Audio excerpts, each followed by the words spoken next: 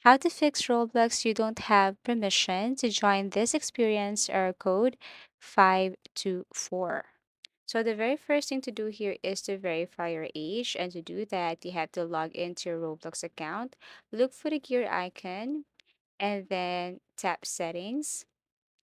Now here you will see a button that says verify my age. You have to click on that button and you have to submit a valid ID. So if you want to know more about that, you just have to go to Roblox support.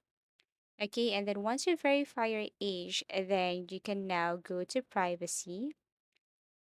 And then you have to scroll down and look for other settings. So what you want to do here is to simply change this to everyone. So the first we have here, who can make me a member of their private server, tap everyone. Who can join me in experiences, tap everyone.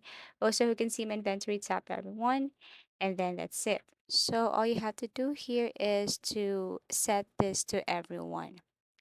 Now here's the thing, the easiest workaround if you frequently get error code 524, aside from setting this to everyone, is to just simply build your own server.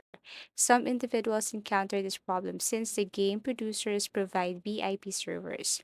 It's not a glitch on Roblox. Hopefully, this will allow you to resolve this issue and resume playing games.